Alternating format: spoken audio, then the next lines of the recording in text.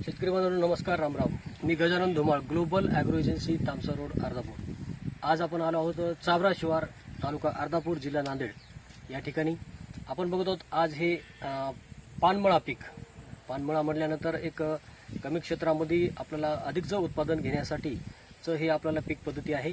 आणि अर्धापूर परिसरातील चावरा या गावात हे पीक घेतलं जाते प्रामुख्याने. अनेक शेतकरी घेतात. त्यापैकी आज आपण आलो आहोत कपाळजी यांच्या शेतावर. त्यांनी पीक पानमळा घेतलेलं आहे आणि त्यांचं काय उत्पन्न आहे याचं आणि त्यांचं काय समस्या येतात हे जाणून घेऊया. राम राम. आपलं काय नाव? आनंदा संभाजी कपाळे. आनंदा संभाजी कपाळे यांचं हे पानमळा आहे. आणि आपण हे पीक किती वर्षापासून घेतो? कमीत कमी 4-5 वर्षापासून. 5 वर्षापासून. तर आता ही पीक आपण घेत असताना याच्यामध्ये तुम्हाला जी कसं उत्पन्न आहे? उत्पन्न सरासरी किती एकर राहण्यात आहे? हे पूर्ण अर्धा एकर रान आहे. अर्धा एकर. आता हे चालू आहे ते 10 गुंठे याचं 10 गुंठे प्लॉट. 10 गुंठ्याचा प्लॉट आहे. ही पीक घेत असताना आता याच्यामध्ये काय समस्या येतात तुम्हाला? समस्या काय आहे? निवेदन म्हणजे पहिल्यानं शेणखत टाकायचं. आधी शेणखत टाकून डबल पुन्हा सरा मारायचा. सरा मारून पुन्हा बी लावायचं. नंतर मग पुन्हा हे रोप लावायचं. तर ही यांची ही पद्धत आहे लावण्याची. याचं जे रोप आहे याचं ते आपल्याला लावल्यानंतर हे वाढते. शिवरी ही आपल्याला त्या साईडला घेतो आपण सोबत, म्हणजे हे वेल याच्यावर वाढण्यासाठी. रोग कुठले येतात बरं? रोग बुरशीनाशक. खाली खाली खाली खाली खाली बुरशीनाशक येते. बुरशी येते का? बुरशीनाशक आल्यामुळे ते येल सुकून खराब होतं. ही एक आपल्यासमोर समस्या आहे. त्याच्यानंतर आता हे जे पानं तोडल्यानंतर याचं मार्केट कुठं आहे? कुठं? उंबरखेड आणि परभणीला. 100 पानाला किती रुपये याचे भाव भेटतो? 30-40 रुपये शेकडा. शेकडा हे असं याला भाव भेटते. 300-400 रुपये शेकडा. त्याला आपण शेणखत घेऊनच घेतो. त्याच्यासोबत रासायनिक खत वगैरे टाकतात का? रासायनिक खत आतापर्यंत टाकलं नाही. टाकलं नाही. आणि फवारणी वगैरे याला काही घेतात का? काही नाही. फवारणी सुद्धा घेतली नाही आतापर्यंत. घेतली नाही. एकंदरीत याचं जे उत्पन्न आहे कमी क्षेत्रामध्ये आपण इथं मोठे मोठे पिकं घेतो, परंतु त्याच्यापेक्षा याचं उत्पन्न बरं आहे का? सरासरी 10 गुंठ्यामध्ये 1,00,000-1.5 लाख रुपये सरासरी मोकळे होतात. तर हे आहे यांचं मनोगत की 10 गुंठ्यामध्ये 1,00,000-1.5 लाख रुपये सालाच्या काठी होतात.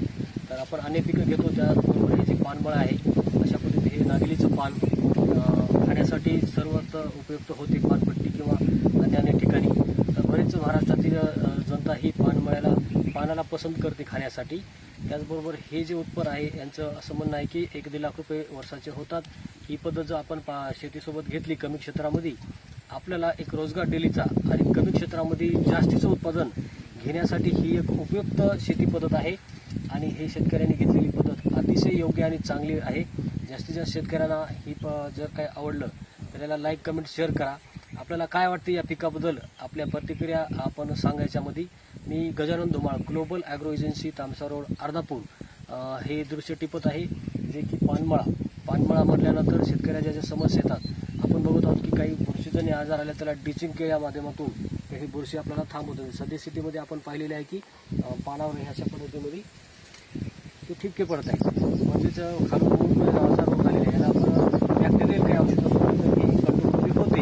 त्याचबरोबर काही होमिक ॲसिडसारखं जर समजा आपण याला खालून एक हे दिलं तर मूळ याच्या भरपूर वाढतील, वेली वाढेल आणि पानं भरपूर लागतील.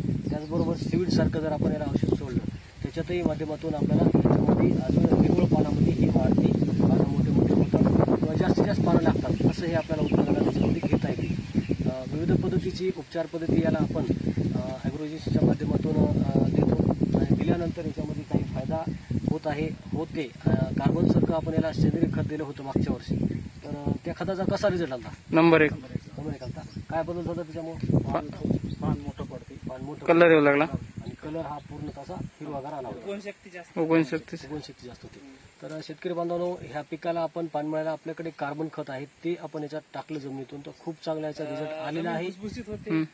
जमीन पण भुसभुशीत झालेली आहे. आणि त्याचबरोबर हे जास्तीत जास्त याच्यामध्ये उत्पादन वाढण्याचं आम्हाला अनुभव बी आलेला आहे. अनुभव आलेला आहे. तर विविध आपण यांना उपचार पद्धती देत असतो. आपले काही पानमळे असतील किंवा अन्य पिकं असतील तर नक्कीच कॉल करा, जेणेकरून आपल्या पिकाला कुठल्याही पद्धतीची बाधा न होता अधिकचं उत्पादन आपल्याला कसं घेता येईल आणि कसं घेतलं जाईल हे आपण याला वेळोवेळी गायडन्स मार्गदर्शन आणि निगा देत असतो. अनेक शेतकरी आपल्या निगेपासून समाधानी झालेले आहेत, त्यांचं उत्पादन वाढलेलं आहे. तर आज आपण जे आतापर्यंत तुम्हाला जी निगा दिलेली आहे तर याचं तुमचं कसं समाधान आहे? चांगलं चांगलं आहे. तर तुमचं समाधान चांगलं आहे. असंच शेतकऱ्यांचं उत्पादनात वाढ व्हावी अशी आपण अपेक्षा करूया. धन्यवाद. राम राम.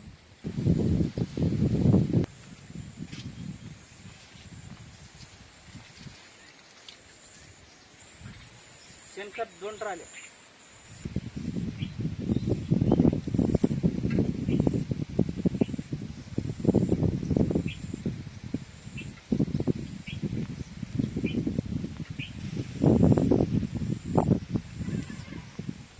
बघा कसं